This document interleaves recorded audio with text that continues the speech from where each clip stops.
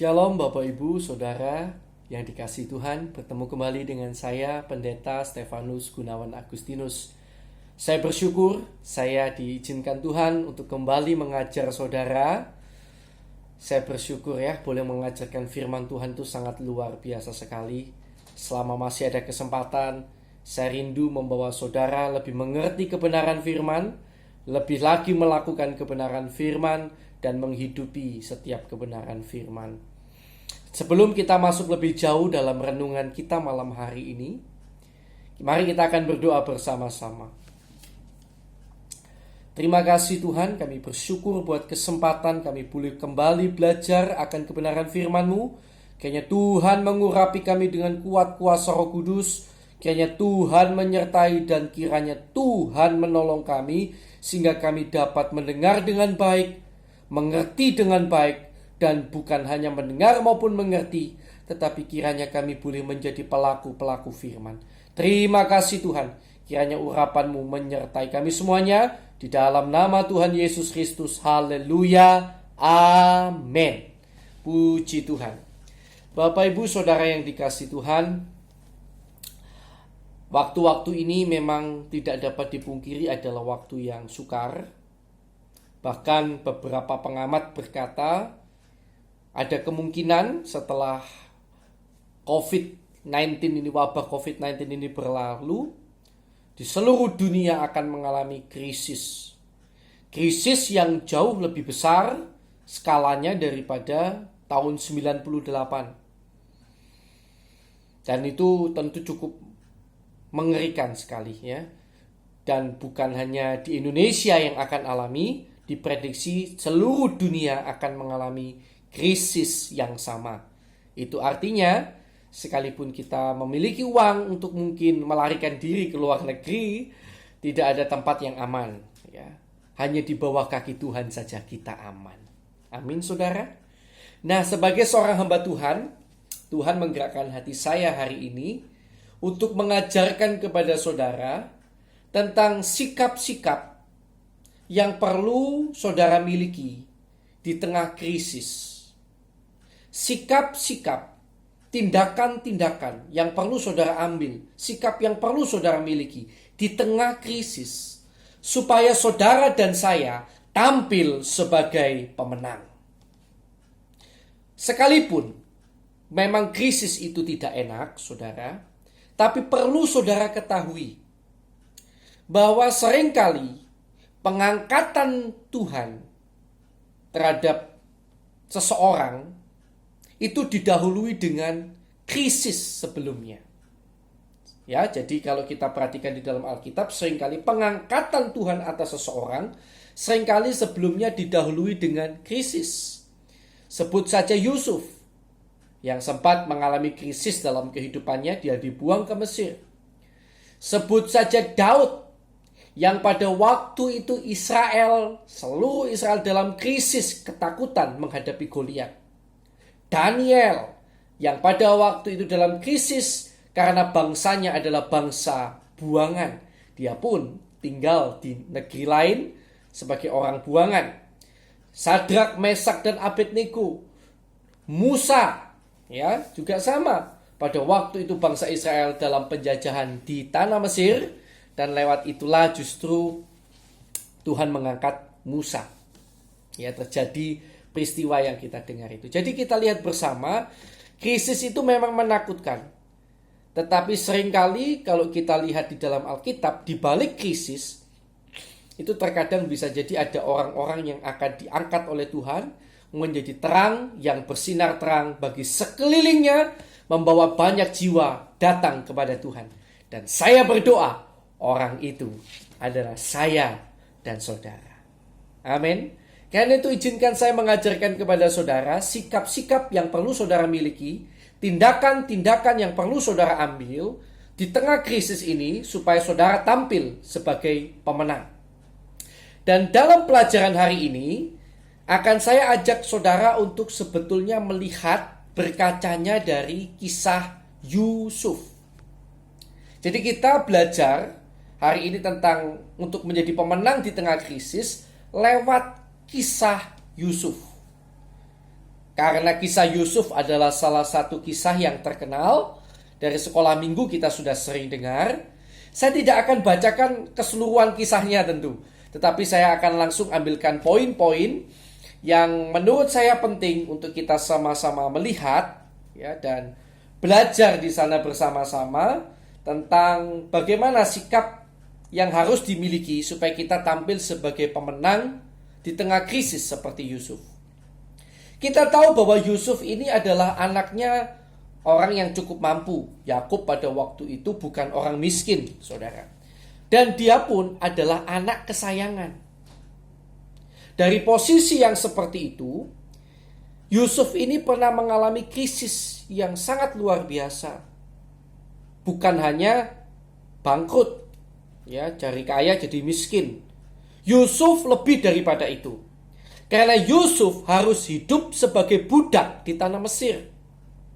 Jadi kalau ada di antara saudara yang pernah hari ini mungkin bangkrut atau dalam kemiskinan, tadinya padahal mampu, ketahuilah bahwa ada orang yang bernama Yusuf yang pernah dalam posisi saudara, tetapi dia tampil sebagai pemenang di tengah krisis kehidupannya. Dan ini luar biasa. Bukan hanya saya bicara soal masalah berkat yang diterima oleh Yusuf, tetapi yang saya utamakan adalah bagaimana kemudian Yusuf ini menjadi berkat yang luar biasa bagi sekelilingnya, terutama bagi keluarganya. Luar biasa sekali. Nama Allah dipermuliakan tentu lewat Yusuf. Dan itu menurut saya luar biasa. Nah, dari keadaan tadi ya, keadaan yang cukup hancur luar biasa, dia jadi budak Yusuf itu. Mengapa kalau saya katakan lebih dari bangkrut? Karena Yusuf jadi budak. Orang miskin itu masih punya hak untuk memilih. Tapi budak itu bahkan kehilangan hak untuk memilih. Seluruh hidupnya di tangan tuannya. Bahkan kalaupun budak itu diperkosa, dibunuh, disiksa, budak itu tidak boleh melawan. Kalau budak itu tidak terima lalu lapor ke yang berwajib, yang salah tetap budak itu. Karena hidupnya sudah dibeli oleh tuannya. Itu waktu itu budak. Dan itulah posisi Yusuf. Karena itu jangan gentar ya. Memiliki sifat seperti Yusuf. Apapun keadaan saudara hari ini, saya berdoa sekali lagi, saudara akan tampil sebagai pemenang di tengah krisis. Ingat sekali lagi, seringkali orang-orang yang besar di dalam Alkitab itu diangkat oleh Tuhan, dipakai oleh Tuhan sebelum itu terjadi krisis yang luar biasa. Mari kita akan lihat bersama-sama pelajaran apa yang bisa kita dapatkan dari Yusuf ini ya, tentang bagaimana untuk menjadi pemenang di tengah krisis. Yang pertama yang saya temukan dalam catatan saya yang bisa kita pelajari bersama adalah jangan putus asa. Sikap yang perlu saudara miliki adalah tidak putus asa. Bapak Ibu tidak akan menemukan satupun catatan Alkitab yang menunjukkan bahwa Yusuf pernah putus asa. Tidak pernah. Yusuf sangat optimis kelihatannya sehingga dia bisa terus bekerja dengan baik. Kalau orang putus asa cenderung pekerjaannya tidak bisa baik. Karena dia cenderung lemas. Kalau bekerja mungkin sambil pikirannya kemana-mana, ingin mati. Itu orang putus asa. Tetapi Yusuf tidak pernah terlihat putus asa. Dia bekerja dengan baik. Dan kitab Amsal pasal 24 ayat yang ke-10 mengajarkan kepada kita seperti ini. Mari kita akan lihat Amsal 24 ayat yang ke-10. Jika engkau tawar hati atau putus asa pada masa kesesakan, kecillah kekuatanmu. Artinya kalau saudara tak putus asa di masa kesesakan, masa krisis, justru itu akan membuat kekuatan kita semakin kecil. Harapan untuk menang semakin tidak ada. Kalau kita sudah mendahulunya dengan rasa putus asa. Karena itu saudara yang dikasihi Tuhan, di tengah krisis sekarang ini, mari kita bangkit, kita optimis, jangan putus asa. Orang yang putus asa menurut saya adalah orang yang berserah atau menyerah pada keadaan. bukan berserah kepada Tuhan. Sekali lagi, orang yang putus asa itu menyerah pada keadaan, bukan berserah kepada Tuhan. Seharusnya kita berserah kepada Tuhan. Seberat apapun, ingat, yang pegang hidup kita itu bukan uang, bukan kesehatan, bukan pemerintah, bukan tetangga, bukan orang lain, bukan keluarga kita. Yang pegang hari depan hidup kita itu Tuhan. Tuhan itu sanggup membongkar bangkir keadaan yang tadinya tampak mustahil jadi tidak mustahil. Itu Tuhan kita. Kita lihat dalam Alkitab, Tuhan sering kali melakukan hal yang seperti itu. Situasi yang tampaknya sudah putus asa, ternyata masih ada harapan. Yang pegang hari depan kita bukan siapapun selain Tuhan. Karena itu jangan putus asa. Ya, sampai akhir jangan pernah putus asa. Tetap berjuang. Kalau saudara hari ini dalam krisis, dan mungkin nanti ke depan kita akan hadapi krisis besar, hari ini, mulai saat ini, mulai hidupmu dengan tetap optimis, jangan pernah putus asa. Itu catatan saya yang pertama. Yang kedua, dalam catatan saya yang bisa saya bagikan kepada Bapak, Ibu, dan saudara sekalian adalah, di tengah kondisi krisis, Bapak Ibu harus secepatnya menyesuaikan diri. Di tengah kondisi krisis, kita harus secepatnya menyesuaikan diri. Yusuf itu tadinya enak hidupnya. Begitu jadi budak, dia langsung menyesuaikan diri, hidup seperti budak, mau bekerja keras layaknya seorang budak. Sampai-sampai Alkitab berkata dia dikasihi oleh tuannya yang namanya Potifar. Karena Yusuf ini elok parasnya, elok sikapnya. Jadi sikapnya itu baik, parasnya baik, sikapnya baik. Dia bisa menyesuaikan diri dengan keadaan. Nah, saya teringat pada satu ayat firman Tuhan, Filipi 4 ayat 9-11, tentang bagaimana Rasul Paulus belajar. Jadi dia itu belajar menyesuaikan diri dengan keadaan. Jadi untuk kita itu bisa menyesuaikan diri dengan keadaan itu perlu belajar. Kita mulai sekarang, mari belajar. Pelan-pelan segera menyesuaikan diri. Supaya nanti kalau semakin berat kita sudah siap. Kita tidak sampai hancur.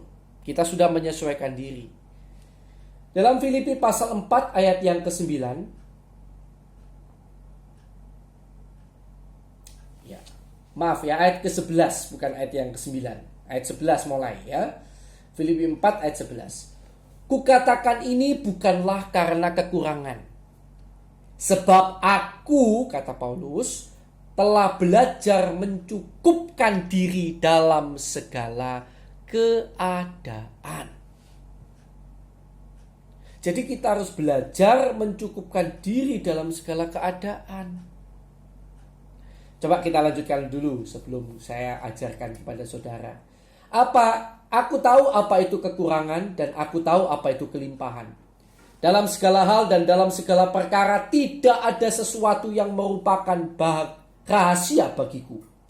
Baik dalam hal kenyang maupun dalam hal kelaparan, baik dalam hal kelimpahan maupun dalam hal kekurangan. Segala perkara dapat kutanggung di dalam Dia yang memberi kekuatan kepadaku. Haleluya. Kekuatannya dari Tuhan.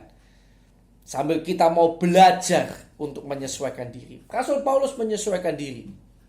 Bapak Ibu, ada seorang yang pernah berkata bahwa uang itu seringkali selalu akan cukup untuk memenuhi kebutuhan kita.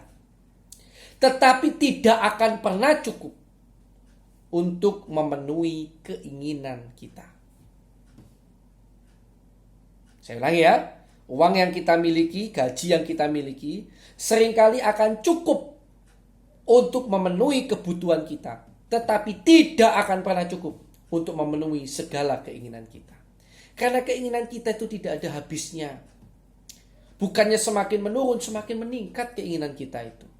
Semakin dituruti, puas pada waktu dituruti puas.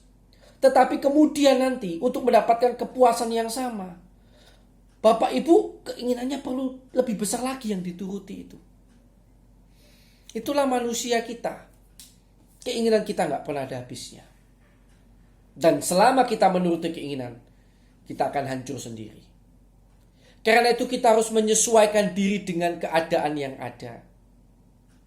Bukan berarti, ya saudara, kalau saya katakan begini, lalu saudara tidak boleh menikmati apa yang ada pada saudara. Saya bilang boleh, tapi sesuaikan dengan keadaan yang ada pada sekarang. Banyak orang berkata ke depan akan masa susah, maka mari bersiap mulai sekarang.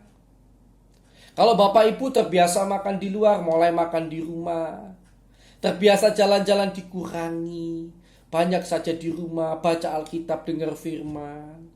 Terbiasa senang-senang dikurangi, terbiasa malas-malas dikurangi. Sesuaikan diri dengan keadaan yang ada. Itu yang kedua.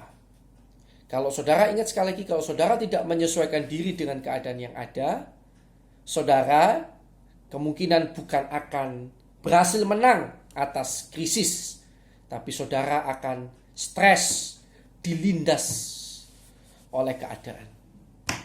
Jadi yang pertama, jangan putus asa. Yang kedua, segeralah menyesuaikan diri. Yang ketiga, catatan saya adalah untuk saudara bisa menjadi pemenang di tengah krisis kehidupan, maka hal yang ketiga yang perlu kita perhatikan, yang tidak kalah penting dengan nomor 1 dan nomor 2, adalah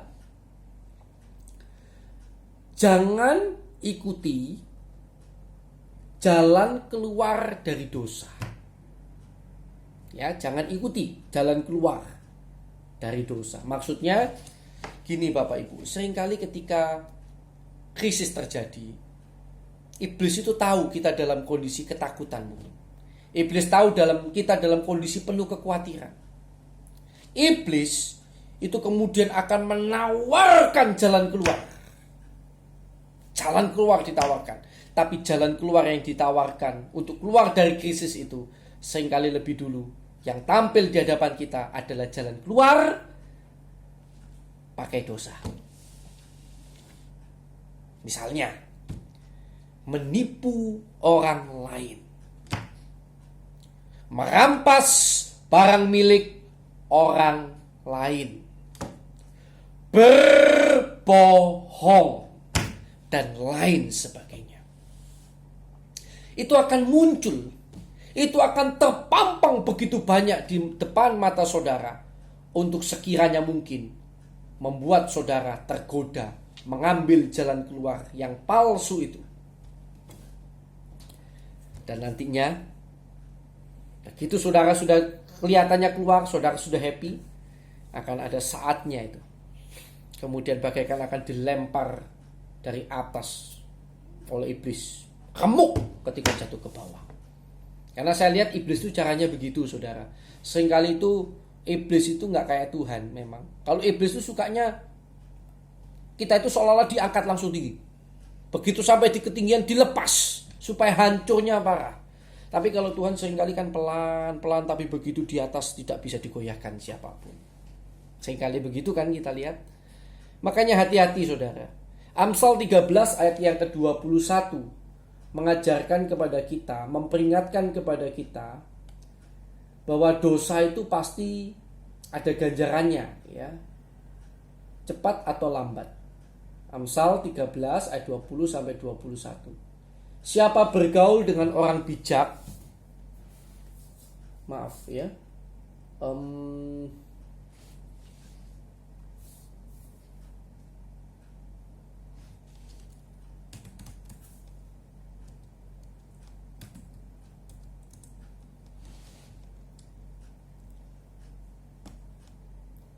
maaf ada sedikit masalah sedikit sebentar. Ya. Amsal 13 ayat 21 ya. Amsal 13 ayat yang ke-21. Kita akan lihat bersama. Orang berdosa dikejar oleh malapetaka, tetapi ia membalas orang benar dengan kebahagiaan. Jadi kalau saudara pakai cara berdosa, saudara akan dikejar oleh malapetaka. Nah, saudara yang dikasihi Tuhan, karena itu yang ketiga yang perlu saya ingatkan kepada kita semua adalah jangan ambil jalan keluar dari dosa. Yusuf itu juga sempat ditawari jalan keluar oleh istri Potifar dari keadaannya sebagai budak. Lewat yaitu tidur dengan istri Potifar, tentu nantinya bisa kong kali kong gitu mungkin dengan istrinya Potifar untuk menggantikan kedudukan Potifar. Itu jalan keluar seolah-olah. Tetapi Yusuf luar biasa, dia nggak ambil jalan keluar itu. Walaupun karena dia nggak ambil jalan keluar itu, dia nggak mau berdosa, justru dia masuk penjara. Tapi jangan salah saudara. Dari dalam penjara itulah Yusuf kemudian tampil sebagai pemenang yang luar biasa. Dia bertemu dengan juru minuman, juru roti di dalam penjara. Terkadang ketika saudara ikut Tuhan, saudara nggak pakai jalan dosa. Bukan berarti saudara habis menolak dosa, jalan keluar dari dosa, saudara langsung akan diangkat oleh Tuhan. Jangan bayangkan seperti itu. Terkadang malah bisa jadi nggak selalu, saudara dibawa lebih turun lagi, lebih menderita.